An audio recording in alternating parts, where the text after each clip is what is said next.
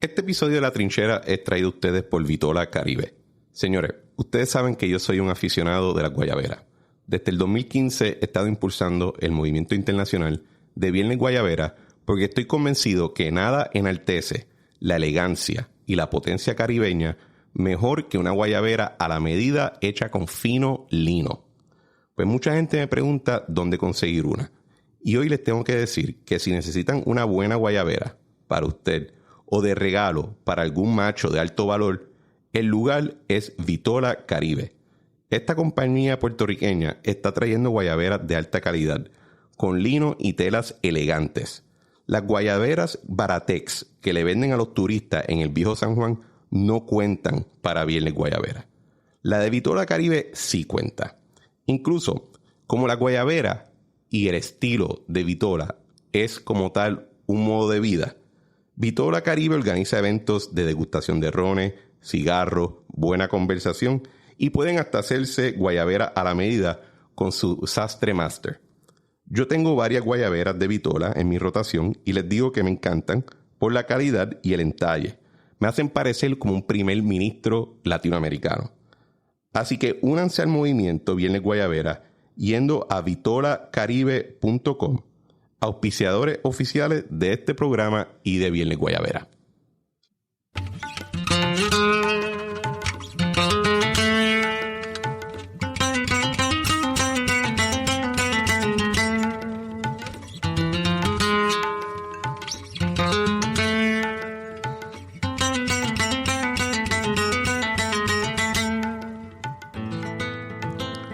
Bienvenido a La Trinchera, yo soy Cristian Sobrino y en este episodio nos acompaña el honorable Carlos Salgado Schwartz, juez del Tribunal Apelativo y el presidente, y estar seguro que lo tengo bien, el presidente de la Asociación de la Judicatura de Puerto Rico. Asociación Puertorriqueña de la Judicatura. Got it, ok. Bienvenido al programa. Muchísimas gracias, Cristian. Una pregunta. Y yo creo que es de inicio bastante útil. ¿Cuáles son? Yo entiendo que hay una regla de cómo los jueces cuáles jueces pueden y cuáles no se pueden expresar públicamente. Porque siempre ha habido una tradición de que los jueces no se supone que hablen en diferentes programas y medios, pero en algunas conferencias sí pueden. ¿Cuáles son esas reglas? Es una única regla, es los cánones de ética judicial. Okay. Usualmente la jueza presidenta tiene autoridad para expresarse por ser la cabeza del Poder Judicial, el director de tribunales, que sería entonces la cabeza de la Oficina de Administración de Tribunales, el brazo administrativo de esa rama gubernamental, y los cánones de ética contemplan también al presidente de la Asociación Puertorriqueña de la Judicatura como presidente del gremio que representa a los jueces. Así que por eso es que tú puedes hacer expresiones públicas y comentar sobre controversias que tengan que ver con los jueces. ¿Cuándo se hizo la asociación? 1978. ¿Quién la hizo? Ay, de verdad, tengo que revisar la historia. ¿Y eso es normal en los diferentes estados? ¿Eso es algo particular de aquí? Bueno, por lo menos internacionalmente se estila las asociaciones. De hecho, la asociación es miembro de la Federación Latinoamericana de Magistrados y de la Unión Internacional de Magistrados, que nos permitieron pertenecer a su hueste como asociación. Y es asociación de asociaciones. Yo en mi práctica tuve, por ejemplo, un litigio en Alabama, que el que tenga críticas del sistema judicial de Puerto Rico, los invito a viajar, a hacer turismo legal. Y van a ver cosas que... No todos son los tribunales federales. Exacto. En Estados Unidos. Los tribunales estatales son otro muñequito. Y allí los jueces son electos. Hay jurisdicciones donde hay jueces electos. Y era bien interesante porque... Primero que... Pues me preguntaba cuando estaba pensando en el programa contigo cómo sería la dinámica de una asociación de la judicatura con jueces electos. Y es bien crazy porque tu fundraising...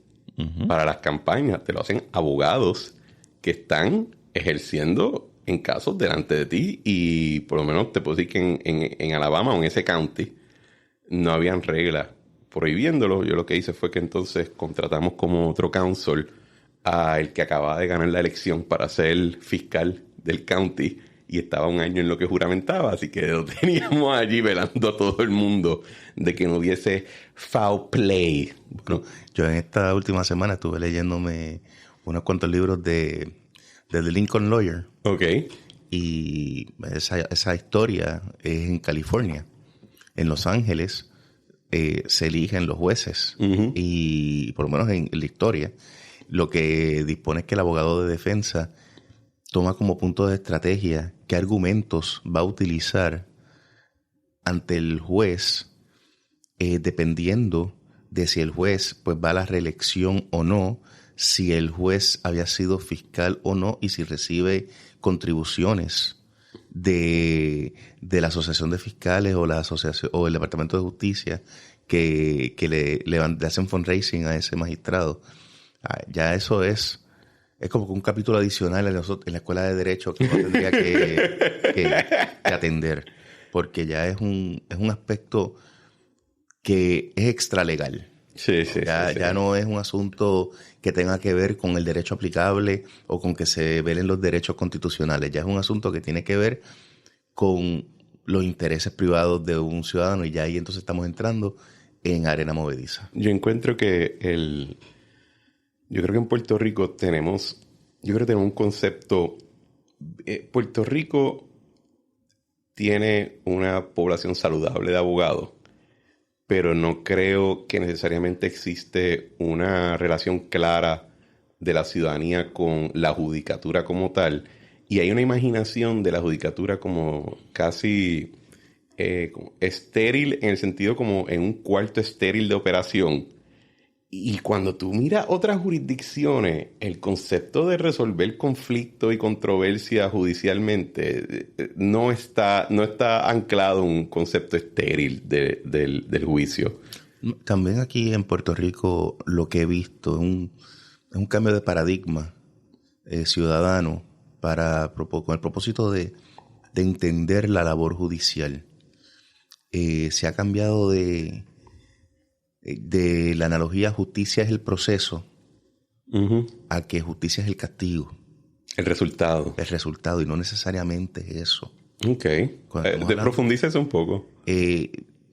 Estamos viendo en ocasiones reportes o comentarios, tanto ciudadanos, pero entonces percolan a los medios de comunicación, donde dicen que no se le hizo justicia Uh-huh. por el hecho de que se suprimió cierta evidencia, o no se le hizo justicia porque resultó no culpable, Uh-huh. o no se le hizo justicia porque, míralo, está en la calle. En lo civil es es lo mismo, pero de otra forma. No se le hizo justicia porque no se le dio lo que pidió. O ganó el grande y no ganó el... O ganó el interés grande y no el chiquito. Es que no es eso. El término justicia para los abogados y para la judicatura se supone que sea que se le haya salvaguardado al ciudadano en el debido proceso de ley, uh-huh. Que se le haya protegido al ciudadano sus derechos frente al Estado, que para eso es que existe una Constitución. La Constitución no existe más que para proveerle cierto tipo de garantías a la ciudadanía, uh-huh. En contra del almighty Estado. Uh-huh.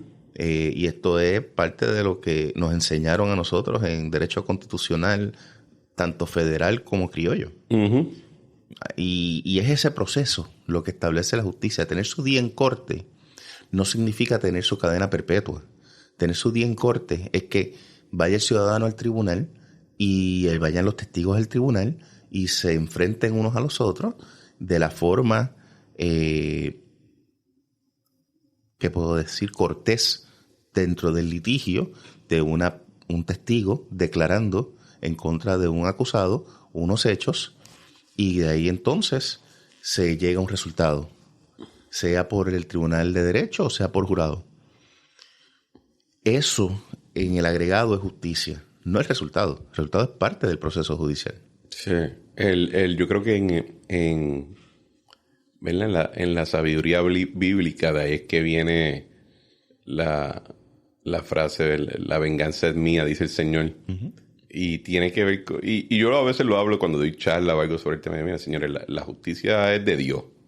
Nosotros aquí estamos tratando de bregar más con orden y con proceso y que las cosas no estén fuera de órbita donde se sienta entonces la población o los intereses que sean, si son intereses corporativos o lo que sea, tomando el orden en sus propias manos y tratando de imponer su propio criterio, porque ahí estamos de nuevo en un estado de la naturaleza y ahí lo que va a ganar es el fuerte y el que esté más dispuesto a hacer que las otras partes sangren. Pero yendo ya a la materia un poco de lo que estábamos hablando, este podcast, hay varios temas que se recurrentes, pero obviamente los asuntos legales, porque soy un abogado corporativo, pues sí, van a tener siempre su recurrencia. Y la idea de invitarte vino en ese tema de que pues, hablo mucho con abogados, pocas veces uno tiene la oportunidad de hablar con un juez. Y los jueces, aunque están hablando del tema de justicia, ¿verdad? Y el salón estéril pristino de la operación, son también empleados públicos, son funcionarios. Eso es así. Y tienen que pagar sus cuentas, porque tienen cuentas. Eso es así. Y la semana, no fue la semana pasada, fue la antepasada, ¿verdad? La anterior, el 17. Bajo una decisión del juez Anthony Cuevas de una controversia que se había presentado en términos de si ya estaba técnicamente aprobado en la legislatura el aumento de jueces, que sí, por lo menos en teoría presupuestariamente ya estaba aprobado por la Junta y había una resolución que lo había aprobado pendiente a otro proyecto. Y yo entiendo que la asociación había radicado... no sé si la asociación intervino o fue una de las partes demandantes. Fueron 2 recursos que se presentaron. Ok. Presentamos nuestra demanda de sentencia declaratoria en contra de la rama legislativa, Cámara, Senado, el Estado, el gobierno, con el propósito de que se dispusiera de que ya la resolución conjunta de la Cámara, da del presupuesto, ahí es que se incluía los aumentos para las distintas categorías de jueces, se explicaba en la misma resolución las cantidades que le correspondía a cada categoría de juez y se reservaban los fondos para ese aumento. Y lo que le pedíamos entonces al tribunal es que se declarara que esa es la legislación necesaria para propósito de hablar del aumento de salario de los jueces. Ok.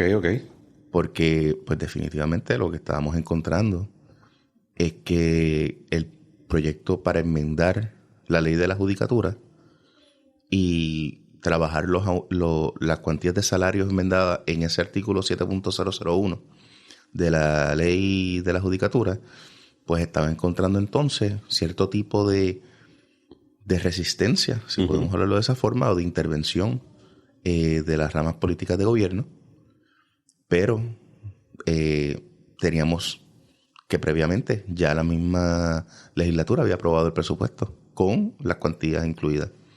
Pues el tribunal declara entonces de que ya fue atendido el planteamiento.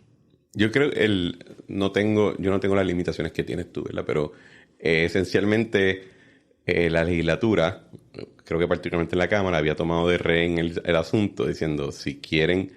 Y esto es interesante porque si entiendo bien, el argumento era de que una cosa es que se hayan asignado los fondos, otra cosa es que se enmiende la ley. Y el planteamiento de la legislatura que entiendo que sería, sí, los fondos están, pero yo todavía tengo que enmendar la ley de la judicatura expresamente para cambiar los numeritos. ¿Cuánto era el sueldo antes de que entrara en vigor el aumento? ¿Cuánto ganaba, por ejemplo, un juez municipal? El juez municipal todavía. $69,000. ¿Y el superior? $89,000. Ok, y para los que no son abogados, el primer escalafón es los municipales, después los superiores, y los apelativos. $105,000. Y después y Supremo. Juez asociado, $120,000. ¿Y la juez presidente? $125,000. Ok. $5,000 más de aumento por ser juez presidente. Yo creo que eso de quizá lo dieron aumentado. Pero entonces, después el incremento de salario, ¿cuántos son en municipal? Municipal subía a $91,000. 91,100 algo. Autorizó la Junta.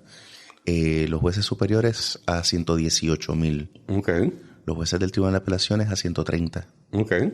Y jueces asociados, entiendo que era 145,000. Uh-huh. Y juez presidenta a 154.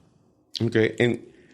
¿Cómo un juez puede ver su propio caso? Porque Anthony Cueva está viendo un caso que lo afecta a él. ¿Cómo aplica? ¿Cuál es la lógica que aplica en ese caso? Bueno, tenemos que retrotraer a los 1800. Ok. A cuando... ¿En España o en Estados Unidos? En Estados Unidos. Cuando había unas designaciones de jueces y el presidente... Marbury versus Madison. Exactamente. No quería firmar esas designaciones que ya habían sido confirmadas por el Senado. Lo que faltaba era la comisión. Lo que faltaba era que le entregaran la comisión y no se la entregaban. Y ahí el Tribunal Supremo de Estados Unidos determinó que el último intérprete de la Constitución para cualquier controversia, aún siendo de los jueces, es el tribunal. Uh-huh. O sea, los jueces, antes de ser jueces, son ciudadanos. Y vamos a tener controversias. ¿Y quién va a atender las controversias en el tribunal si no es un juez? Esto es una controversia. ¿Será una ficción constitucional que fuera creada por virtud jurisprudencial, como cuantas doctrinas han sido adoptadas en nuestra sociedad jurisprudencialmente? Vamos a ver que en Puerto Rico estuvimos varios años, por no decir décadas, actuando sobre un modelo de divorcio por consentimiento mutuo. Que no tenía ley alguna. Que no existía en el derecho positivo, no estaba codificado en el Código Civil, pero nació jurisprudencialmente. Uh-huh. Y eso fue el planteamiento. Claro, al ser un tema de esa naturaleza, por eso que presentamos una petición de certificación para que fuese atendido por el Tribunal Supremo. Sin embargo, el Tribunal Supremo, dentro de su discreción, la deniega. Certificación es un recurso donde le pide al Supremo saca esto de instancia y cógelo tú. En cualquier momento el Tribunal Supremo puede motu propio, o para los que no el término, voluntariamente, o a petición de parte, puede remover el caso de un foro, esa es la intrajurisdiccional, de un foro inferior dentro del mismo sistema y llevárselo para atenderlo en primera instancia, el Tribunal Supremo. Claro, tenemos que entender que el Tribunal Supremo se expresa mediante opiniones del tribunal y el tema siendo de la naturaleza que era, pues entendemos que quizás preferían que fuese atendido en un foro inferior para propósitos de si hubiese que actuar, pues actuaban dentro de esa revisión. Pero no es la primera vez que tenemos que acudir al tribunal por nuestros derechos. ¿Qué la otro? pensión. La pensión. El caso Braulinares versus Gela fue en el 2014. Ese caso fue un caso que muy similar a esta ocasión llevó el entonces juez Germán Bravo y la Asociación Puertorriqueña de la Judicatura por la enmienda legislativa que hubo al plan de pensiones, y lo atendió el Tribunal Supremo de Puerto Rico, lo resolvió mediante opinión y estableció que los jueces nombrados antes del 24 de diciembre, creo, el 26 de diciembre del 2014, tenían X plan de pensiones. Aquellos nombrados entre una fecha y el 30 de junio del próximo año tenían otro sistema de pensiones, y aquellos nombrados posterior al 1 de julio en adelante, entonces tenían el sistema nuevo. Claro, ese esquema de pensiones se revisó en la quiebra. Yo iba a decir lo voló encanto, pero está bien. Con el advenimiento de la ley promesa y la petición de quiebra del Tribunal Federal. Una pregunta en términos del argumento, ¿no? de lo que se resolvió.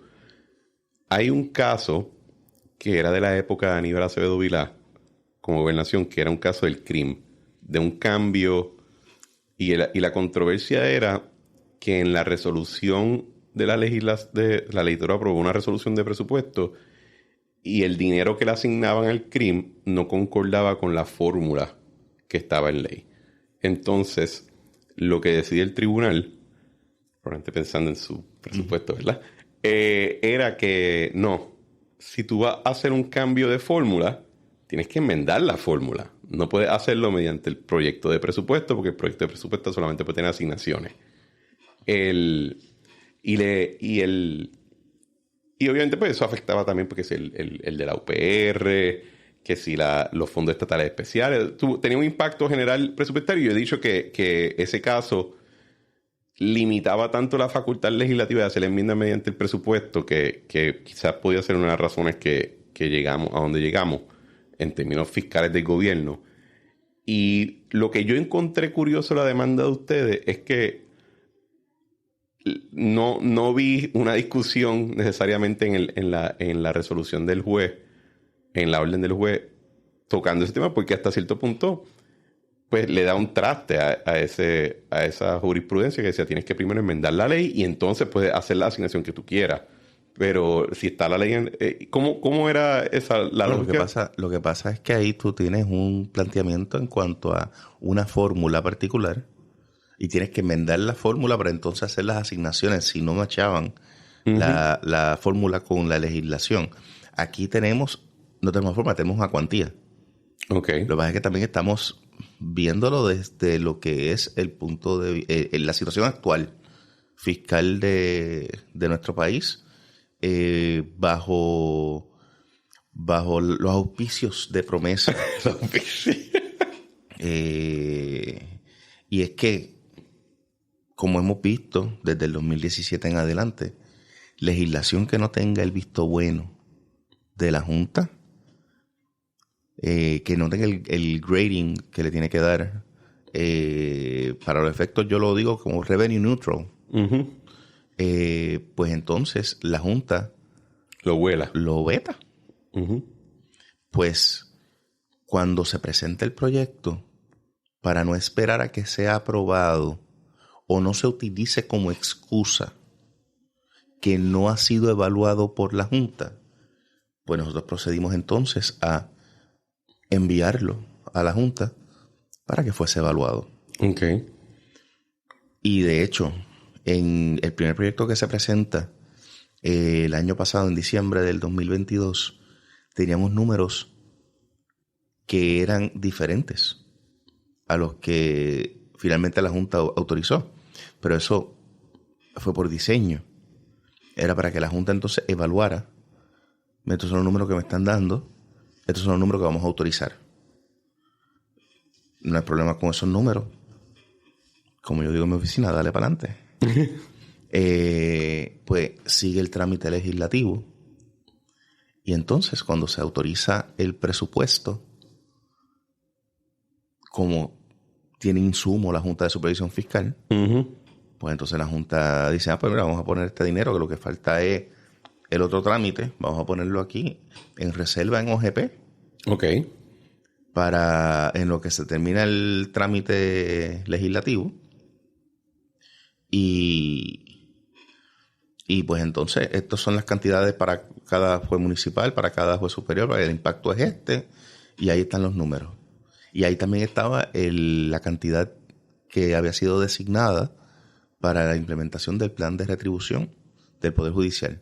Y era dividido hasta por categoría. Y había sido atendido el plan de retribución. Habían evaluado en la Junta de Supervisión Fiscal todas las distintas categorías y las escalas y habían autorizado X cantidad, que entiendo que habían sido 37. Ok.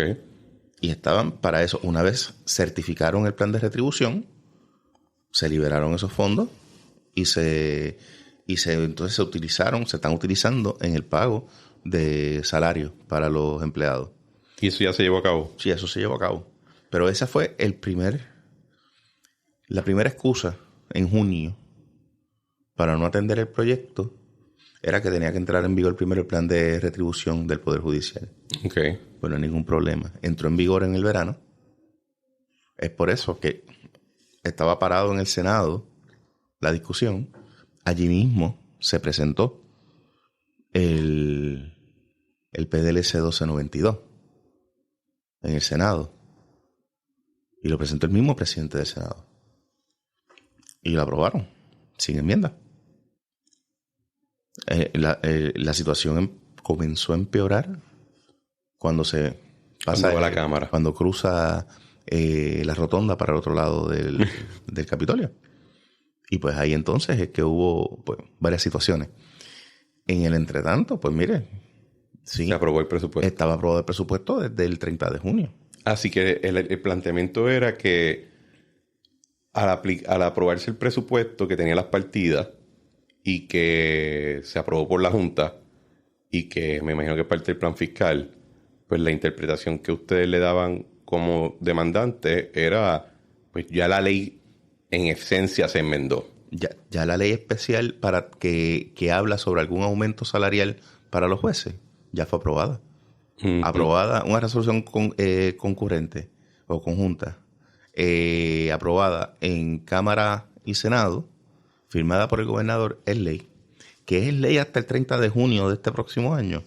No hay ningún problema, pero es una ley. Uh-huh. Y esa ley aumenta el salario de los jueces. Sí.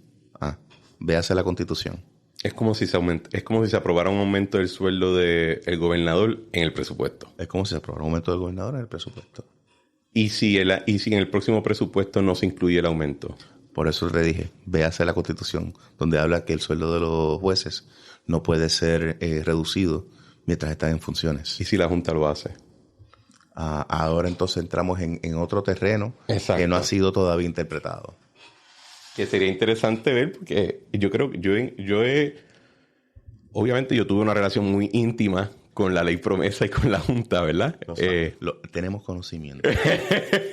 y entiendo que hay gratos recuerdos de mi incumbencia.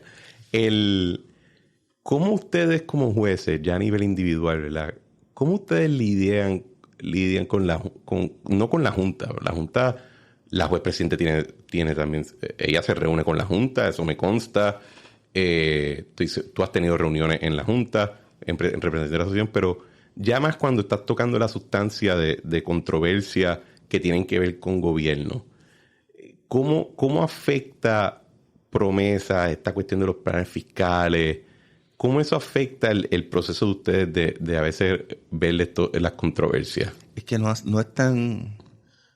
No se llega a atender porque cualquier planteamiento que incida, que tenga que ver relativamente con algún planteamiento de una creencia del Estado... La remueven. Pero ya no. O piden paralización. Ahora no, ahora se atiende, pero se atiende dentro de los parámetros. Y obviamente el Departamento de Justicia en representación del Estado o el abogado que represente a cualquier agencia que tenga permiso para representarse en su ley orgánica, presenta entonces los parámetros dentro de los cuales tienen autoridad para poder atender cualquier planteamiento. Y si, por ejemplo, se firma un contrato público, ¿verdad? Y de momento alguien levanta el planteamiento. Esto no fue aprobado por la Junta. De hecho, hay una controversia a nivel de que la está llevando el licenciado Lamut, de un caso que tiene que ver con unas transacciones del Banco de Desarrollo Económico, y él fue al Tribunal Federal y dijo, esto tiene que nulificarse porque la Junta no lo aprobó. No ha prosperado su caso, pero ese tipo de discusión, ustedes han dado algún curso de, mira, esto es probablemente cómo acercarse a este tipo de controversia, porque mi impresión, tanto con lo académico legal como en alguna rama, algunas agencias de gobierno, es como que promesa es complicado. No tenemos que tocar ese tema. Chicos, eso es en inglés. Ahí, eso es para abogados de 5,000 pesos la hora, ¿verdad? No hemos querido enfrentar y yo sé de profesores de derecho que han dicho, bueno, es que al principio pensábamos que la Junta iba a ser rápido. Y ya llevamos por 7 años. Y mi impresión es que aparentemente vamos para 10 más. O sea, hay un momento donde hay que lidiar con esta vaina que está allí. Bueno, este podcast pasó de ser La Trinchera a ser un podcast de Halloween. Porque acabas de mencionar 10 años más, pero vamos, la realidad es que planteamientos de sustancia sobre la ley promesa acaban atendiéndose ya en el foro federal. Y sí, ahí está esa demanda que está siendo atendida, entiendo, por la jueza Swain. Uh-huh. Y pues, te voy a dar la contestación fácil. Le voy a dar deferencia. ¿Cuándo fue que tú comenzaste a ser juez? 13 de enero de 2013. 13 de enero de 2013. ¿Qué había hecho 11 antes? de enero, actually. ¿Qué había hecho antes? Yo soy contador público autorizado desde los 20 años. Ok. Estudié Derecho a los 23 años, juramenté. Y estuve en la práctica privada. Creo que fueron como 6 años y medio. En lo criminal siempre. En lo criminal. Tuve un año como director legal del Cuerpo de Emergencias Médicas. Ok. Y el último año y medio estuve dirigiendo auditoría interna en el Departamento de Justicia. Y después te nombran a juez. Juez superior desde el 11 de enero del 2013. Tuve 3 años en Ponce. Ok. Viajando todos los días. Muy agradable la experiencia, seguro. Muy linda, sí. Entonces, en febrero de 2016, me trasladaron a Bayamón, al Centro Judicial de Bayamón, a atender también sala criminal. Vista preliminar primero y después criminal grave. Y el 18... ¿Nunca viste casos civiles? No. Siempre fue en lo criminal. El 18... Bueno, en la práctica... Siempre en la práctica digo que me dediqué a lo criminal. Vamos, era el bulk de la práctica. Siempre uno atiende otro caso civil y de familia. Uh-huh. Y entonces el 18 de noviembre de 2018 fui ascendido al Tribunal de Apelaciones. Ok. Y ahí obviamente ves de todo. Ahí es de todo. ¿Cómo es que funcionan los paneles? Pues los paneles... El apelativo se divide en paneles. En paneles. Son paneles de 3, dependiendo de la configuración general del tribunal, porque si no es divisible entre 3, pues algún panel va a acabar con 4. Uh-huh. Pero tiene que tener 3 por lo menos.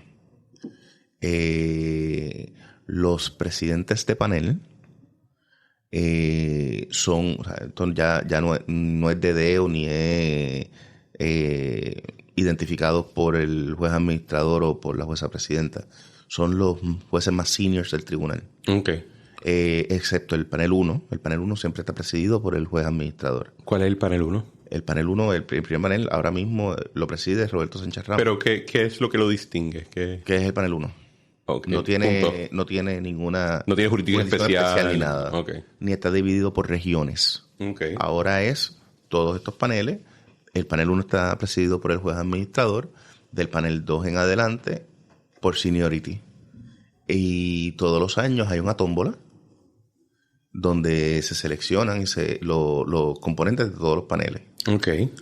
Y los casos, pues, se presentan, sean casos regulares, apelaciones regulares, cerciorarias regulares, indigentes y auxilios de jurisdicción. Y eso, pues, se van el primero para el primer panel, el segundo para el segundo panel, el tercero para el tercer panel. Así que es un proceso totalmente aleatorio. Y dentro del panel, entonces, pues se hace la asignación después de quién va a ser el juez ponente. Y las decisiones de los paneles es por mayoría.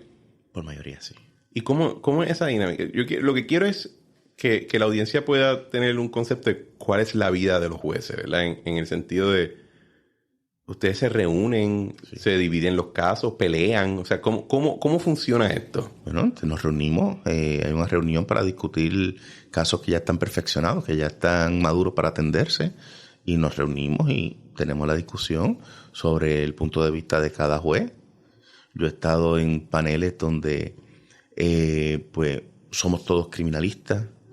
O hay jueces que han un civilista, un administrativo y un criminalista. Entonces el administrativo está diciendo su posición en un caso criminal. yo digo la mía, el otro compañero civilista, entonces quizás puede ser el tiebreaker, Okay. y es 2-1, y el otro disiente, o siempre se trata de buscar Consenso. la unanimidad Ok. para resolver un caso. Pero si no hay alternativa, pues está lo que sería una disidente. Y se perfila. O sea, se hace mucho. Bueno, se acostumbra a hacer. Como digo, se trata de que se llegue a la unanimidad, pero si no se llega, Y en términos de, por ejemplo, ¿y quién decide quién escribe la opinión, etcétera? eso también se atiende aleatoriamente dentro del panel. Ok. Claro, si el que va a escribir pues no está en la mayoría, pues entonces tiene que sortearse entre los... En lo que decidieron la Eso mayoría. es otra lista también de si tiene que, dentro de esa asignación aleatoria, tiene que hacerse esa sustitución, pues también es por por la lista acá, 1 y 2. Pues el primero le tocó al primero, pues el próximo, si sucede eso, le toca al segundo. Ok. No es que por castigo ni... no funciona así. Las decisiones de los paneles apelativos establecen jurisprudencia No. es puramente... Puramente para el caso, es la ley del caso. Ok, no, pero se pueden hacer referencia a las decisiones, ¿no? Claro, se puede hacer referencia de forma persuasiva. Ok. También procede si hay decisiones contradictorias entre paneles sobre un mismo caso o controversia, pues puede ser una punta de lanza para alguna de las partes recurrir al Tribunal Supremo. ¿Tú crees que a mí me ha parecido bien curioso que, por ejemplo, en Puerto Rico no se acostumbra que se publiquen decisiones de instancia o decisiones del apelativo de la misma manera que quizá en Estados Unidos, en algunos estados se hace porque se entiende, pues, es más un sistema, algunos es common law o más firme en eso. Y yo creo que sería útil que... Se están publicando en el portal del Poder Judicial. Bueno, tú las puedes encontrar, pero no creo que tienen el nivel de eminencia que por mucho tiempo gozaba solamente la decisión del Tribunal Supremo. Y, por ejemplo, en el derecho corporativo, las decisiones del Chancery Court de Delaware son muy importantes y son un tribunal de instancia. Incluso se rige por otras reglas porque ellos están en otro sistema. Es más informal en muchas cosas, pero tiene mucha importancia y hay decisiones de instancia que por el tema o cómo funciona el proceso son bien importantes. Por ejemplo, hay una decisión de instancia que determinó que el sistema de retiro de la Autoridad de Energía Eléctrica era un fideicomiso de facto y pues era una decisión importante porque primero que ese concepto no se supone que no existiera en Puerto Rico, pero en ese caso sí va a existir porque pues, es la Autoridad de Energía Eléctrica, hay que hacer todo especial. Y había otro caso, por ejemplo, cuando se determinó que las compañías de responsabilidad limitada pues, no tenían reconocimiento en la ley de Puerto Rico, así que tuvo que aprobarse una ley para ese propósito. Pero en general nadie dice, es que la decisión del juez Salgado, en este caso en instancia, es la que es. Sí, Ese tipo no existe. ¿Tú crees que sería algo que, ya filosofando aquí como si fuéramos reyes filósofos, ¿tú crees que sería algo útil quizá o interesante de que los jueces cuando emitieran decisiones entendieran que algunas se podían publicar y podían crear precedentes y ese tipo de cosas? Bueno, precedente, no voy a atreverme a utilizar el término precedente porque las únicas decisiones que crean precedentes son las del Supremo, las claro. del Supremo y podría decir las de los circuitos de apelaciones en los estados del circuito donde... Exacto. Por ejemplo, lo del circuito de Boston sabemos que causa precedente... Sí, presente Pero que sea persuasivo y que sea para propósitos de research, vamos. Ajá. Yo entiendo que sería muy útil para poder ver, no solamente ver lo que se resuelve, sino el análisis. Exacto. Y te permite no solamente para una decisión en particular sobre algún tema en particular, sino también permite a los abogados estudiar la forma de analizar y de resolver los distintos jueces. Uh-huh. Y pues permite entonces que pueda fluir mejor en algunos casos el litigio. Uh-huh. Que eso es muy importante también, la forma en que puede canalizarse el trámite judicial. Y por ejemplo, en mi área, que es la corporativa, pues esos casos no llegan mucho al Supremo. No hay mucha jurisprudencia del Supremo en temas comerciales, pero las controversias existen a nivel de apelativo, yo las veo, y en instancias serían útiles creo que mi punto quizá es que si tú eres litigante, que tú todos los días estás en el tribunal o vives de eso, ¿verdad? Tú sabes de esos casos. Sí. Pero tú solamente, más nadie. El gremio no sabe. Bueno, pero hay que ser realista, Cristo. Okay. No es como que... Yo creo que vamos a llegar a los recursos ya mismo. El tema de derecho corporativo no es como que causa muchísima pasión en el ciudadano promedio. Pero es probablemente el que más le afecta a su vida. Claro, pero eso es cuestión, ese es el cambio de paradigma que hablamos de justicia originalmente. Sí. Aplica también el tema sobre el tema corporativo y cómo le puede afectar en la vida del ciudadano promedio. Pero estoy seguro que no. Bueno, yo usé el tema corporativo porque es el mío. Ah, claro. Pero, por ejemplo, hay muchos... un caso que estoy trabajando de el gobierno en un momento se fue a lo loco entregando parcelas sin inscribirlas. Y esa jurisdicción, ese caso es mucho más repetitivo de lo que la gente cree, ¿verdad? Y si esas decisiones estuviesen públicas, creo que le facilitaría la vida a muchas personas en términos de cómo obtener su título, cómo venderlo. Y yo me he preguntado si también parte del problema es que, por ejemplo, en la federal, pues ellos tienen dinero ilimitado y ellos pueden tener todos los clercos del mundo escribiéndole sus cosas. Y a veces pienso que parte de los problemas que la gente piensa que hay en el sistema judicial en realidad son problemas de recursos, de que tienes, y tú fuiste juez de instancia. O sea, ¿ustedes tienen ayuda como jueces de instancia o están por su cuenta? Lo más que podrían tener son los oficiales jurídicos que están asignados al tribunal para asistencia, pero no están asignados a ningún juez en particular. ¿Y cuántos son? Posiblemente puedan ser 5, como mucho, en un tribunal que tenga sobre 25 jueces. Eso no es lo que era. Sí.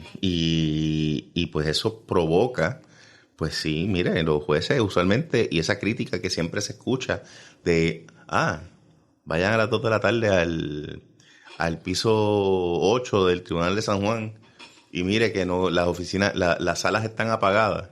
Uh-huh. Y pero ese juez está en su oficina escribiendo una sentencia de un caso que escuchó prueba 3 días la semana pasada y tiene que escribir sus determinaciones de hecho y tiene que escribir el derecho aplicable y tiene que hacer el análisis de los hechos, del derecho a los hechos y establecer su conclusión. Y eso lo tiene que hacer el mismo juez. Lo mismo pasa en las salas de familia. Uh-huh. Cuando hay casos de toda la naturaleza y el volumen de casos que hay de familia, porque los casos de familia, y esto es lo lindo en las estadísticas de tribunal, se está poco a poco adaptando a la realidad, pero en el caso en los tribunales se medían caso que entra, caso que sale. El caso entra con una demanda o una denuncia / acusación. Uh-huh. Y sale con sentencia, sea tanto en lo criminal como en lo civil. Okay. ¿Qué pasa en familia? Si el caso entra como divorcio y sale con sentencia. Pero si los menores de edad siguen siendo menores de edad, nunca cierra. El caso sigue estando vivo para propósito de pensión alimentaria. Y por más que ese caso regrese y salga, no contaba para las estadísticas de ese juez. Okay. Porque el caso está cerrado. Okay. Y yo he visto los carritos cuando llevan los expedientes para las salas de familia. El volumen del despacho no va de 20 en 20. En las salas de familia va de 75 en 75. Y de momento pueden subirte 3 carritos de esos una mañana para atender mociones presentadas.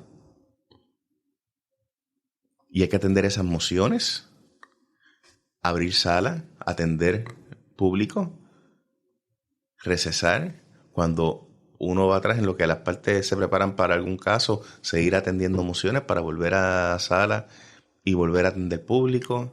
Para entonces, si hay que aclarar alguna orden, si de momento surge una petición de emergencia, en lo criminal cuando llegaba un habeas corpus, que a veces te llegaba, tú sabes, de right field, uno no sabía porque a veces uno empezaba esa sala. Habeas corpus es un recurso extraordinario. Extraordinario cuando excede la detención preventiva por más de 180 días. Uno puede empezar el primer día en esa sala y ahí uno está verificando y de momento tiene a uno que se había quedado sin citarlo para juicio o que estaba esperando un coacusado o lo que fuese. Uh-huh. Y llega un habeas corpus y sabemos que eso es un tabú. Que salió en habeas corpus. Pero es que del juez no es la responsabilidad, acaba de llegar. Exacto. Pero tiene que asumirla. Porque al final del camino la sentencia del habeas corpus la tiene que firmar él. Liberándolo de prisión. Y no ha puesto la toga en esa silla más de 2 días. Esas son las cosas que a veces uno tiene que balancear. Por ejemplo, ¿cuántos asistentes jurídicos tiene un tribunal de un juez del Tribunal Supremo? Desconozco. Deben ser por lo menos 1 o 2 oficiales jurídicos. Yo creo que todo juez debería tener 1 o 2 suyo. Tribunal, sí, pero ahí está con el asunto de los recursos. Claro, y yo creo que si alguien me puede presentar un argumento sólido de que darle esos recursos a cada juez el resultado va a ser que las decisiones del juez van a ser mejores, van a ser más prontas y tendremos un mejor sistema judicial. Yo estoy dispuesto a cerrar varias agencias para darle esos recursos. De hecho. Y yo creo que, y mi pregunta sería si ustedes han hecho ese planteamiento como asociación, porque el sueldo, yo estoy de acuerdo que era importante, pero yo creo que esto es más importante, que ustedes tengan la batería que necesitan para soltar la artillería justiciera que todo el mundo aparentemente piensa que necesita. Créeme, el primer planteamiento que yo he hecho públicamente es que necesitamos llenar las vacantes. Uh-huh. Porque hasta esta última sesión teníamos 50 vacantes en tribunales.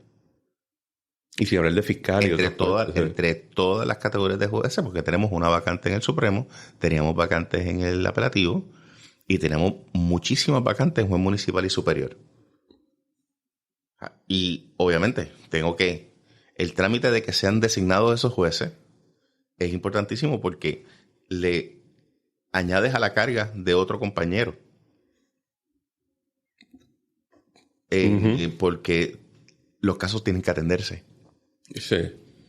Igual en lo criminal.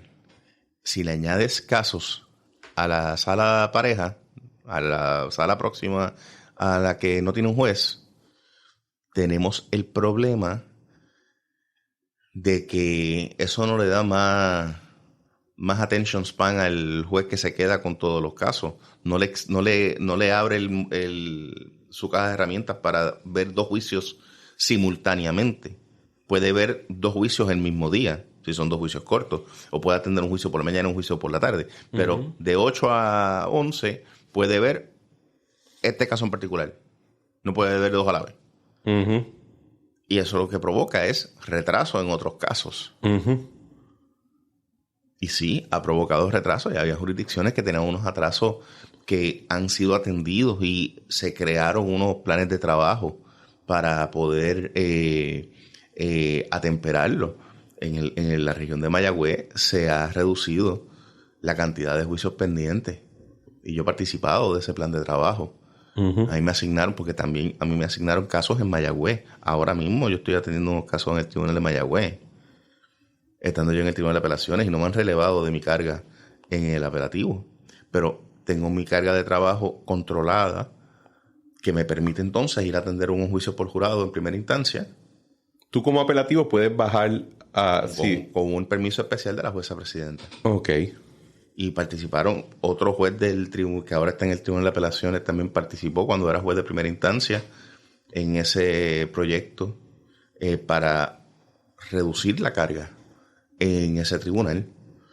Y pues ha funcionado, pero también ha sido provocado por los vencimientos de términos y falta de confirmación de jueces y de designaciones, que también ha sido provocada porque como no ha habido movimiento en el aumento de salario, hay mucha gente alzando la mano. Menores. Exacto, sí. Entonces, pues, es un asunto que va en cadena. Y para mí es importante en el sentido del tema. Yo no litigo. Yo no he tocado un tribunal. Yo he tocado el tribunal como notario en un proceso de un testamento, porque yo lo tenía que protocolizar, y como parte. Yo no he litigado un día en mi vida y no lo voy a hacer nunca, ¿verdad? Pero como ciudadano tengo un interés en que haya un buen sistema de justicia. Entonces hablamos de mucha babosería y no hablamos de la rama. Hay supuestamente 3 ramas, pero hay una de la cual nunca queremos hablar excepto para quejarnos. Y son de estos asuntos que yo digo, la solución, por lo menos hay una posibilidad de una solución que es mucho más asequible que rezar que pues, todo el mundo sea mejor. Ok, nombran los jueces, pero los jueces todavía tienen una carga de trabajo. Claro. Y entonces, si yo como abogado a veces estoy hasta el cuello en trabajo y digo, necesito un asistente para XYZ, ¿en dónde está la noción de que el juez no necesita asistente? Pero yo te hablo de prioridades. ¿Sabes? Yo entiendo que antes de comenzar a discutir que es necesario que cada juez de lo civil, en primera instancia, tenga un oficial jurídico, definitivamente. Pero en cuestión de prioridades, yo necesito que se nombren los jueces, porque ahí no tengo que hacer unas movidas. El dinero para el salario de los jueces está ya atendido en cuanto para la designación de estos jueces nuevos. Ok. Porque para los oficiales jurídicos tengo que empezar otro análisis de modificar el presupuesto para contemplar entonces el aumento de personal para estos oficiales jurídicos. Sí, estoy claro en eso. Pero sí, se tiene que atender los jueces, oficiales jurídicos para primera instancia, para asignarlo a los jueces de lo civil y de familia. ¿En apelativo tienen oficiales jurídicos? Tenemos un oficial jurídico para cada juez y están los del panel que rotan por los jueces del panel. Y están hasta el cuello también, me imagino. Sí. Entonces, ¿por qué? O sea, por eso es que digo que para mí la discusión tiene que ir más allá de solamente, pues, ¿quién nombramos para juez? Es que es la solidez de como dijiste, la tercera rama de gobierno. No se balancea el trípode si no están las 3 patas firmes. Uh-huh. Con una que se resquebraje, se va a caer El sistema entero. Y el sistema tiene 3 ramas de gobierno. No son 2 porque son las más vocales. Que la rama judicial, por definición y estructura, se tiene que quedar en silencio dentro del ruido cotidiano. Pues sí. Pero eso no significa que no exista. Eso no significa que no sea importante. Porque al final del día es quien atiende las controversias de esas otras 2 ramas. Y es a donde la gente va a pedir remedio. A pedir remedio. A pedir auxilio. La sala de investigaciones para mí es una sala de emergencia. Uh-huh. Eso, y volvemos, la necesidad de recursos se está atendiendo, poniendo una secretaria en los turnos para los jueces del turno. Pero han sido años que se ha estado solicitando ese auxilio a tribunales, porque un juez en un turno, cuando hablo de un juez en un turno, es que cuando llaman al juez, no es de 8:30 a 5 cuando está en el centro judicial. Llamaron el sábado que arrestaron a Juan Pérez en algún lado y hay que diligenciarle la orden de arresto. Bueno, pues ahí va entonces el juez de turno al cuartel más cercano de donde lo aguantaron a hacer el trámite, a llenar todos los documentos a mano, todas las copias con papel carbón. Papel carbón. Y cuidado si presta fianza. Uh-huh. Porque si presta fianza, se necesitaría un guardaespaldas para el juez. Uh-huh. Porque ese juez que está de turno no necesariamente es de esa región donde sucedieron los hechos que están diligenciando la orden. Está asignado a esa región. Pero te dije al principio, yo viajé a Ponce de 3 años. El juez puede ser de Trujillo Alto y estar asignado a Ponce. Y tiene que ir Y tiene que bajar. Entonces, mi otra propuesta sería que paren de usar papel legal y usen papel regular, pero eso es otros 20 pesos. Hubo también recientemente una controversia en la que tú estuviste, que fuera yo creo que fue una acusación de derecho contributivo, algo por el estilo, que el secretario de Hacienda hizo unas expresiones y tú le replicaste. ¿Qué fue lo que pasó ahí? Porque, honestamente, yo le daba la razón a los dos lados. Lo que pasa es ¿Cuál fue el issue ahí? Bueno, el issue es que cuando se va a presentar un caso en el tribunal, tú tienes que pensar que el juez que está teniendo la causa, el juez es conocedor del derecho. Tú estás presentando unos delitos contributivos. Uh-huh. El juez tiene el estatuto que está diciendo que el ciudadano infringió, que ese estatuto tiene unos elementos del delito. Pero tiene que pasarle la prueba para entonces que el juez pueda interpretar de que mira, este elemento se cumplió. Hay posible evidencia o un estornudo de evidencia, la cintila, en regla 6, causa. Pero ¿qué pasa? En este caso, el secretario de Hacienda se fue en un media tour desde por la mañana diciendo que los jueces no entienden. No, que aquí agarraron a quien era y que los jueces que van a presentar la totalidad de la evidencia que tienen. Y de momento, pues viene un no causa. Y entonces, pues el remedio que está buscando el secretario es desahogarse con los medios en contra del juez, que tienen que educarnos en contribuciones y que tienen que entender que los delitos contributivos son tan malos como los delitos contra la vida. Un delito es un delito. Todos los delitos son malos. Pero, ¿tú no estás satisfecho con tu determinación? Fíjate que el ordenamiento te da un remedio procesal. Ir en alzada. Pide las reglas sí en alzada. Pero ¿dónde está la pregunta? ¿Declararon testigos o fue solamente una declaración jurada? Lo que presentaron. Porque la declaración jurada no habla. Y la declaración jurada puede tener un defecto en su contenido. Y eso no tiene nada que ver con contributivo. Y para añadir un poquito de gravy al plato, el juez que atendió la causa, maestría en contribuciones. Así que no me hables de educar a los jueces en temas contributivos. Preocúpese por presentar los casos y que estén completos. Y si en el primer turno del bate no fue el resultado que esperaba, hay un remedio en ley. Se llama regla 6 en alzada. Pídala.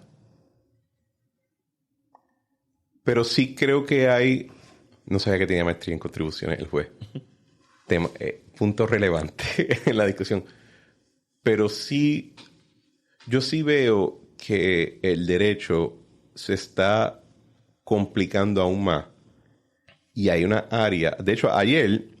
Bueno, si estamos grabando un martes, ayer lunes... me invitó un profesor a dar una clase en su curso de maestría de Derecho, y la razón que me invitó era porque era un tema era una clase que era enfocada en asuntos de derecho comercial. Y pues como eso es lo que hago, pues me invitó a hablar del tema. Y yo le estaba explicando a los estudiantes, por ejemplo, hay unos temas que tienen ya que operan diferente o ya están súper especializados. Y yo encuentro que, y los estudiantes y el profesor estaban de acuerdo, que por ejemplo en las escuelas de Derecho, esos temas, esas áreas no se profundizan, no se tocan, porque es que no hay ese nivel de pericia entre el profesorado, porque los profesores están enfocados en las áreas más generales de Derecho. Y todo el mundo habla de penal, todo el mundo habla de familia, etcétera, pero hay áreas como el derecho comercial, como el derecho corporativo, propiedad intelectual, pero tienen también sus propios foros. Hay muchas áreas que sí requieren que tú estés o que estés ya, vamos a decir, marinado en ese tema, o que por su naturaleza requieren un montón de estudios si no lo has tocado antes. Y Puerto Rico no puede tener tribunales especializados. Lo más cercano es el drug court, ¿verdad? Y eso es como que un wink, wink, nudge, nudge, de que no lo reconocemos como si fuera especializado. Y sí, yo creo que hay una discusión general de que hay áreas de derecho donde los jueces no están al día o simplemente no vienen de ese ambiente o no vienen de ese área del gremio. ¿Cómo uno toca ese tema? Porque yo sí pienso que deberíamos enfocarnos en crear tribunales especializados para ciertos temas. Creo que las decisiones van a ser mejores. Creo que probablemente ayude con cierta carga de trabajo porque tú sabes cuáles son los casos que requieren más tiempo, cuáles no. Y yo creo que a eso es lo que se refería en última instancia quizá el secretario de Hacienda, que decía, mira, estos temas de contributivos son a nivel federal, por ejemplo, existe un tax court porque son bien especializados. Pero el tax court obviamente no atiende los asuntos criminales. Claro, son ¿no? tratamientos civiles. Pero yo sí creo en la situación particular de que de ser necesario para pero tiene que haber también un cambio en el ordenamiento y requiere obviamente acción de las ramas políticas en cuanto a por ejemplo, los asuntos administrativos y prácticamente civiles del Departamento de Hacienda se atienden de forma administrativa en el departamento y donde eso después va a caer es en el apelativo, no cae en primera instancia. La razón por la que no es más dirigido por ejemplo, a que existiera un tribunal especializado de asuntos contributivos, ya eso es un asunto de casos civiles que tengan que ver con contribuciones. Que volvemos, eso lo atiende el Departamento de Hacienda internamente, como mucho es ejecución de determinación administrativa, un orden de embargo o algo, pero el trámite de lo sustantivo se atendió internamente y cualquier recurrente va a ir al apelativo, no va a ir a primera instancia. Así que lo que sí va a primera instancia son los ámbitos criminales del aspecto contributivo. Pero demandas civiles de temas más complejos, por ejemplo. Bueno, de demostrarse la necesidad de que el volumen de esos casos es de tal naturaleza, y obviamente te aseguro que en el Tribunal de San Juan los jueces que atienden los casos de naturaleza contributiva están en esa sala civil por alguna razón. Primero, no todo el mundo le encanta el tema de contribuciones. O sea, eso no es un tema es que no creo que no popular. No creo que se limite el tema de contribuciones. No, creo que vivimos en un mundo donde el comercio entre las personas es mucho más complicado de lo que era antes. El generalista ya está pase con posé. Sí. Y yo creo que hay una laguna. Y yo creo que esa era la pregunta en realidad al final del día, más allá de la controversia particular de lo del secretario, de que hay unas lagunas que no creo que sea incorrecto decir, mira, si los jueces se esfuerzan, etcétera, que creo que viene el tema de los recursos, ¿verdad? Porque si tienes a un juez solo, ¿cuándo es que él va a tomar educación jurídica continua y toda esa vaina, ¿verdad? Pero que hay una falta de conocimiento de ciertos temas. Yo creo que eso es verdad. Y con todo eso, yo te puedo decir, y no es suficiente. Tenemos lo que es la Academia Judicial, de parte de Administración de Tribunales, que pues da seminarios a los compañeros jueces, pero, y cuando te digo no es suficiente, es precisamente, pues eso será el seminario, será un viernes. Pero volvemos, ese juez puede tener carga de trabajo en su sala, no ha terminado de escribir una sentencia. Entonces, para poder tiene que pedirle permiso al juez administrador para poder ir a ese seminario. De hecho, una de mis ideas ahora para continuación en la asociación es establecer un plan de trabajo de seminarios para los jueces de temas que sean de interés. Uh-huh. A ver, díganme qué temas quieren discutir y conseguimos recursos para que den la clase y poder entonces atenderlo. No solamente en el aspecto legal, no es decirle al juez criminalista, mira, sí, los elementos de este delito son este, porque tú no lo sabes. Es simplemente, mira, es para que se pueda identificar cuando es de naturaleza de intención el delito, pues mira, se puede ver la intención por este comportamiento, por esta estrategia o por este acto. Y de esa forma poder mantener al día al compañero juez que atiende los casos y controversias. Pero el juez de lo criminal atiende desde delitos de naturaleza de entrada en heredad ajena a asesinato, a delitos contributivos, a fraude en construcción de obras. O sea, yo me acuerdo el primer caso de fraude en construcción de obras que yo atendí en Ponce. Pues yo por poquito saco la calculadora. Como CPA, estaba haciendo casi una auditoría ahí. Pero es por mi experiencia como CPA, porque estaba viendo lo que había, porque traigo un bagaje Uh-huh. de educación porque me permite hacer ese trabajo. Pero cada juez es un mundo.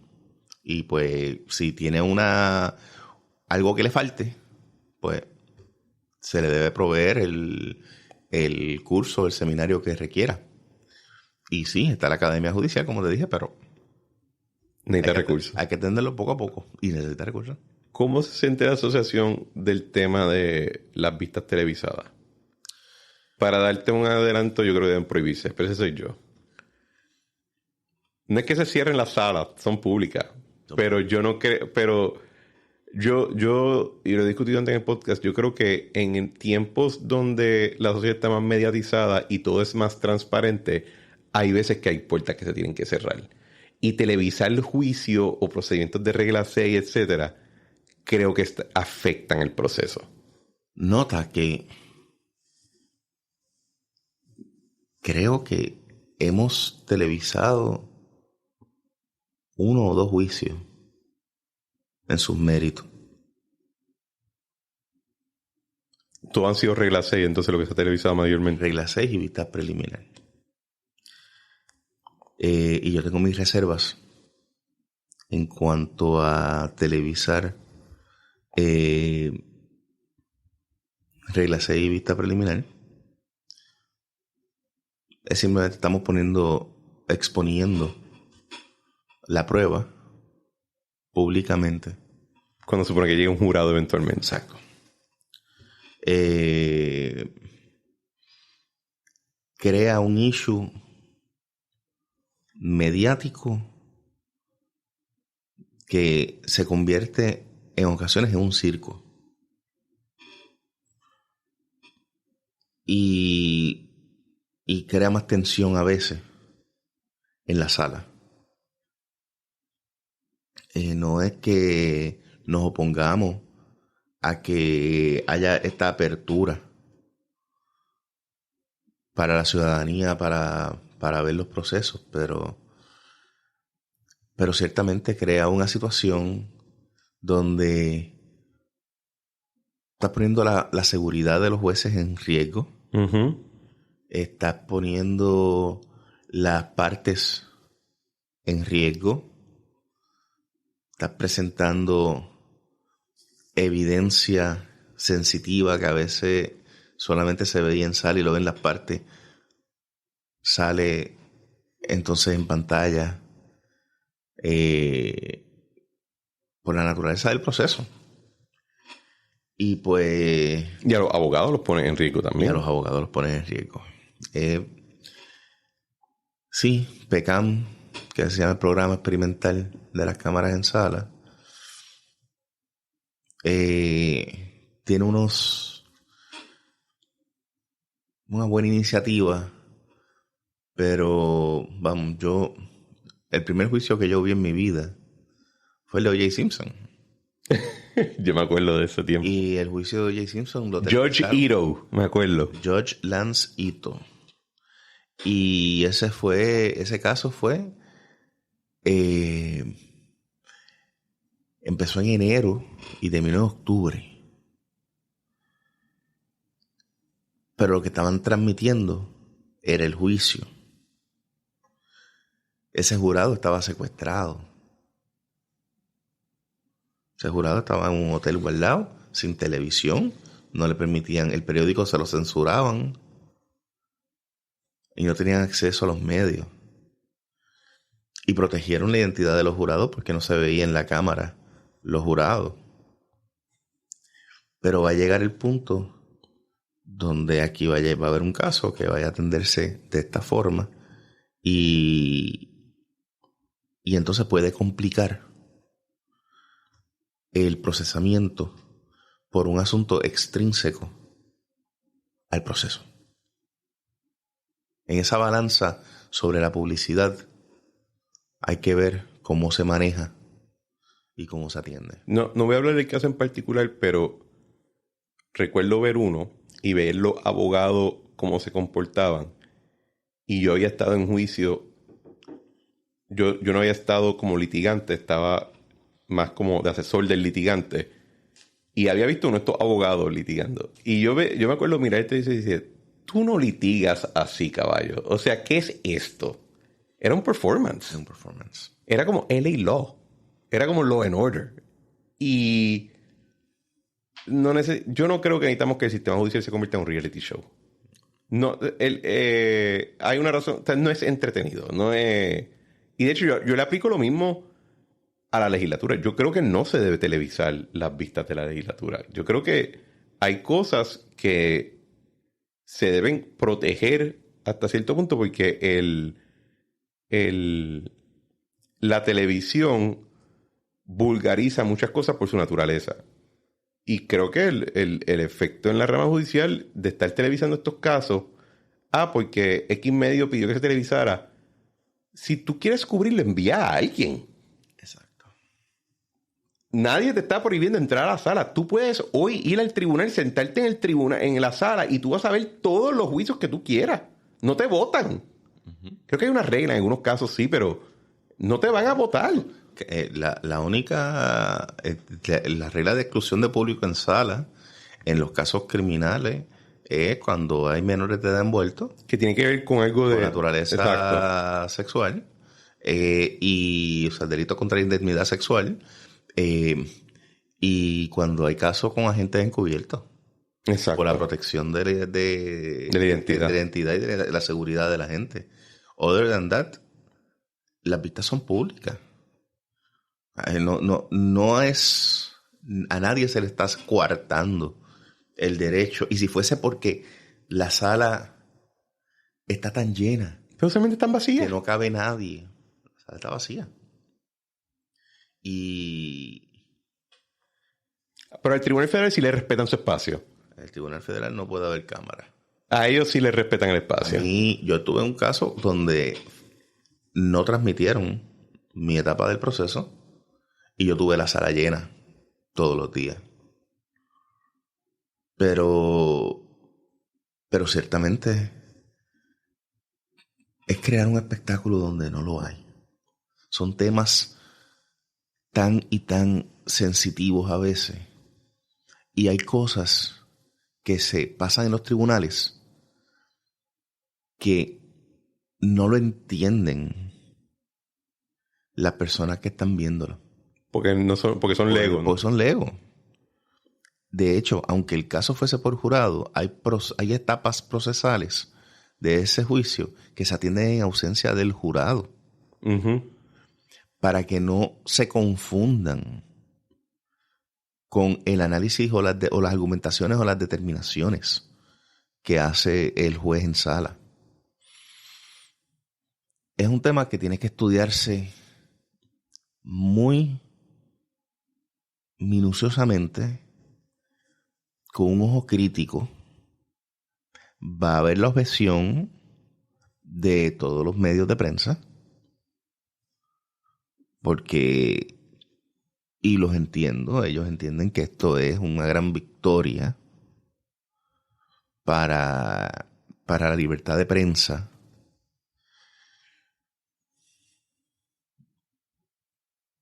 Es bueno para algunas cosas, pero es malo para muchas otras cosas.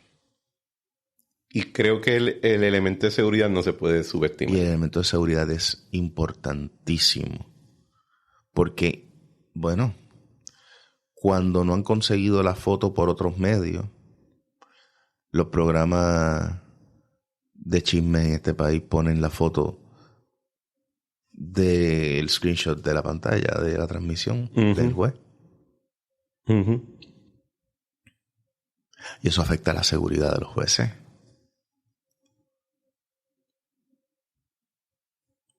Nota que está haciendo su trabajo el juez o jueza a quien están pelando después en los medios. Sí. No es que hizo algo indebido. Tomó una decisión. La última vez que verificamos, eso es parte de nuestro trabajo. Y la seguridad de los jueces, que es un tema que no se habla, que no se discute mucho. Los jueces en Puerto Rico se sienten seguros. Están, o sea, ¿cuál es la carga emocional de todo lo que están enfrentando en términos de lo que pasa cuando salen del tribunal? Bueno, nosotros atendemos los casos que estamos atendiendo, nos montamos en nuestro carro y nos vamos para nuestra casa.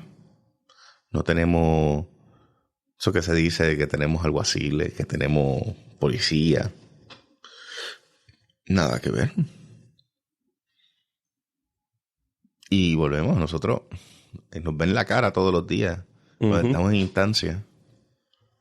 Yo sigo hablando porque como todavía estoy en instancia, pero viendo casos, pero ciertamente yo era el que me sentaba en mi estrado todas las mañanas y tenía que atender y tenía que sentenciar a ciudadanos.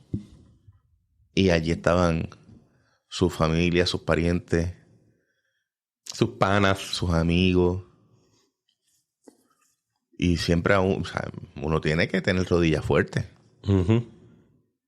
Pero eso siempre está en la mente de uno.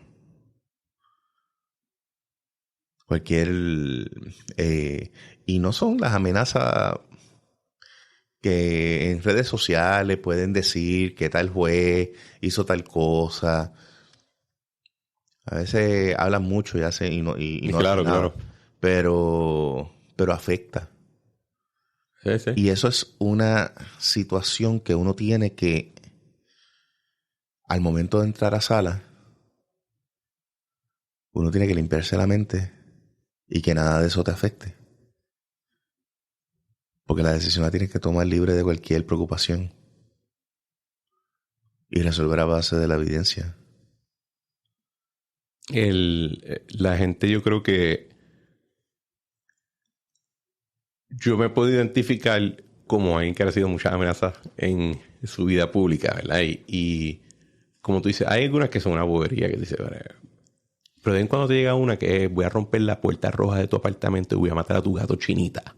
Sí. Bien, esa es la que de momento te da algo por dentro que te da hasta un poco de náusea. Y ustedes y los fiscales, para ser justo, hay veces, obviamente, uno tiene su presunción de inocencia, pero sabemos que a veces se enfrentan a la escoria de la vida. Sí. Y esa es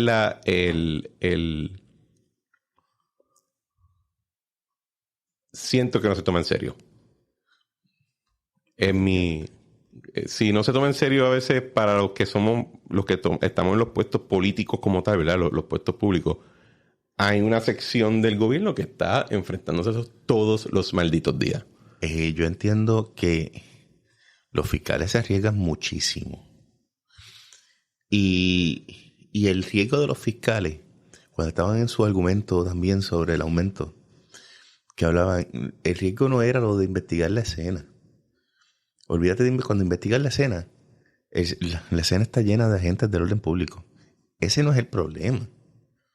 A mí me preocupa, después de que estabas en sala, argumentando y diciendo lo malo que es esa persona,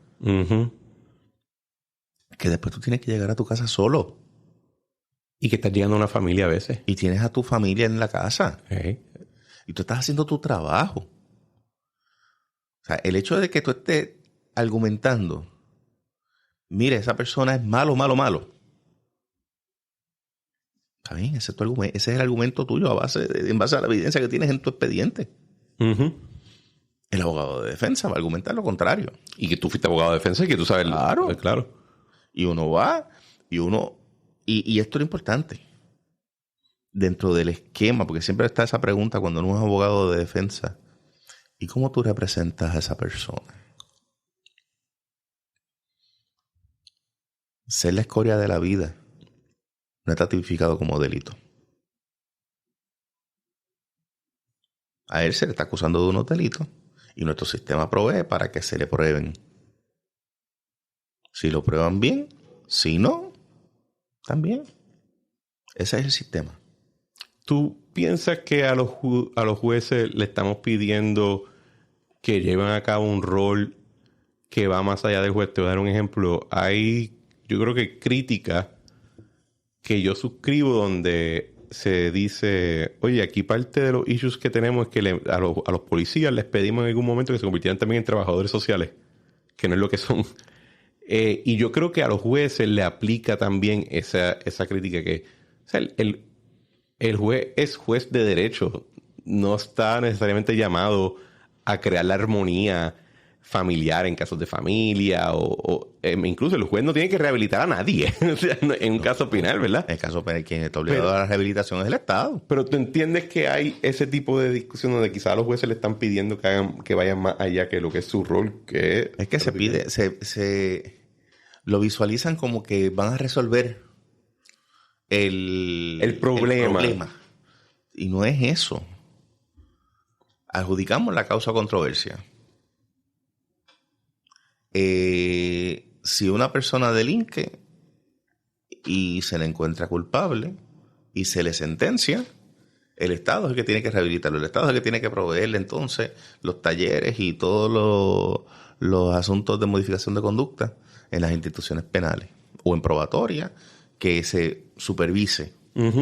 Sí, los jueces nos convertimos en ocasiones en esa probatoria, dando las pistas de seguimiento, verificando el cumplimiento, viendo cómo se está comportando en la libre comunidad, manteniendo el tight leash para que no se nos desvíe y no confunda el que está en probatoria con que está libre de polvo y paja. Pero ya eso es manejo de sala y eso es como uno la atiende a la sala cada juez. Pero en los casos de familia, eso es batallas campales a veces. Sí. Y la carga emocional que se lleva el juzgador es fuerte. Porque uno quizás quiera arreglarlo todo, pero hay veces que no es posible. No es lo tuyo. No. O sea, no es lo que no te aplica a ti eso. No, eso, o sea, depende, hay demasiadas variables. Por eso es que los jueces de familia tienen un equipo interdisciplinario, tienen trabajadores sociales que ayudan. Este es el centro de mediación de conflictos para poder delimitar controversias y que aquellas controversias que no hayan sido posibles ser resueltas por las partes sea lo que llega al estrado del juez. Pero sigue siendo un taxing environment para la emoción del juez. Sí, y este tema que ha habido últimamente que está en boga en los medios, creo que siempre ha sido un issue.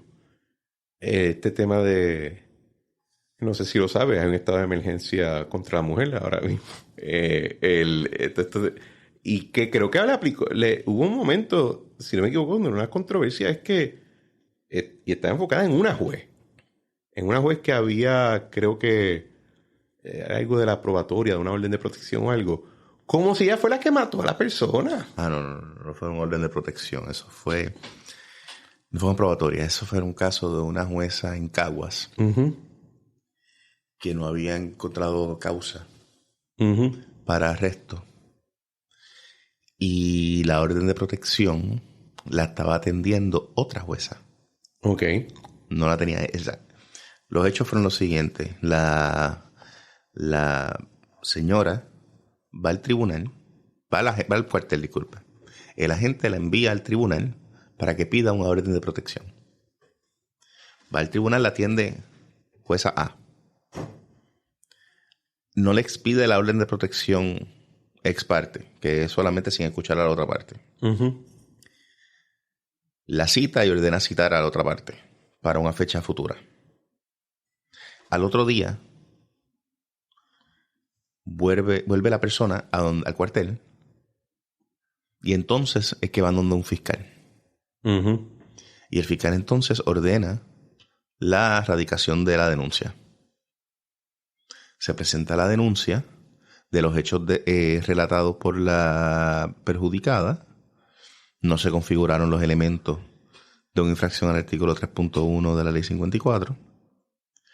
Pues la jueza determina no causa. Entre esa fecha y la fecha en que iban a atenderse la orden de protección, pasaron los hechos.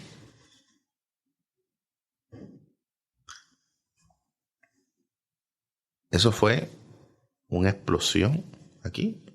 Me recuerdo. Y esa jueza resolvió lo que se le presentó. Esa jueza hizo su trabajo.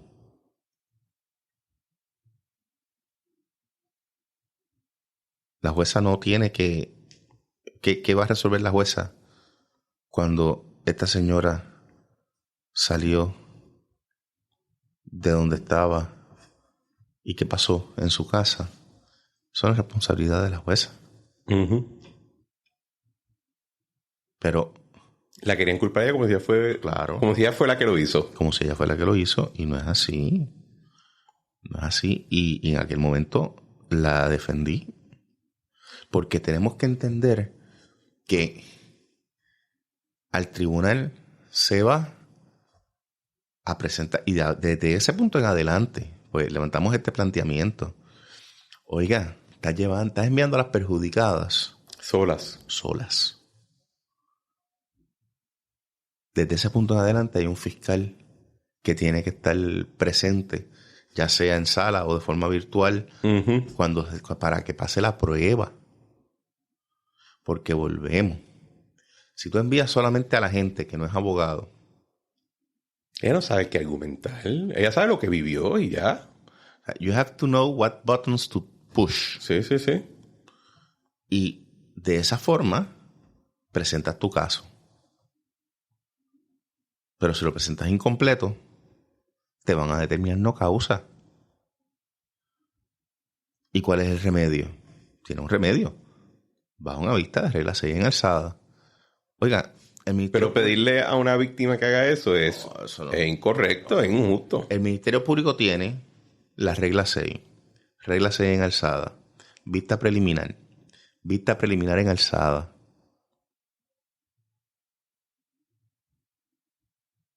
Si se desestima el caso a nivel de juicio por términos de juicio rápido, se vuelve a presentar la denuncia en regla 6. Ese archivo es sin perjuicio. Uh-huh. Los remedios procesales están, pero hay que usarlos prudentemente y correctamente. Si hay caso, oiga, el caso va a prosperar y va a seguir adelante. Pero los jueces no somos adivinos.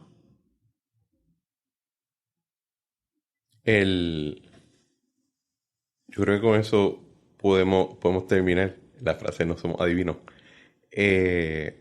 Pero te agradezco por venir porque todo el mundo yo creo que puede tener asuntos de crítica o algo, pero yo creo que es importante que se entienda que les estamos pidiendo mucho y con poco. Y que le estamos prestando atención en la discusión pública a un montón de temas, y esto es, ¿verdad? The basics, tener un sistema de justicia con recursos adecuados, con una persona adecuada, y yo pienso que no están ahí.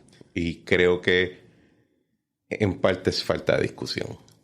Y también tengo que decir que en estos últimos 13, 14 meses que he estado trabajando junto con la administración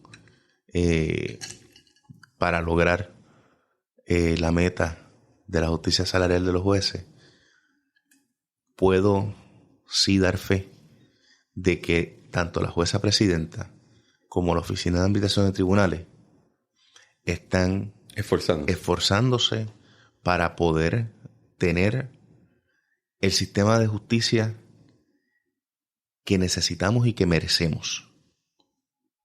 Pero tengo que decir que tanto la jueza presidenta como la Oficina de Arbitración de Tribunales son víctimas también del sistema donde estamos parados fiscalmente. Uh-huh.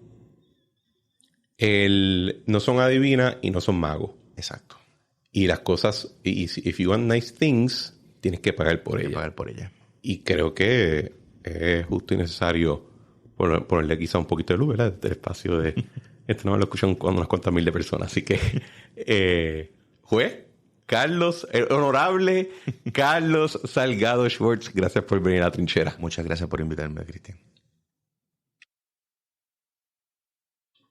Bueno, señores, esto ha sido otro episodio de La Trinchera. Como siempre, les agradecemos por sintonizar y les solicitamos que, por favor, compartan el episodio con su familia, sus amistades, sus compañeros de trabajo, incluso hasta con las personas que les pueda caer mal. Que, por favor, se suscriban en su plataforma preferida y dejen reviews positivos en Apple Podcast y en Spotify. Pueden comentar el espacio, el episodio en Spotify en la área debajo de los show notes donde dice Q&A o en el área de YouTube si están viendo o escuchando el programa en ese portal. Y como siempre le damos gracias a Eric Harper por nuestra música Spirit of España y a Claudia Rosario por nuestro arte. Nos vemos en la próxima.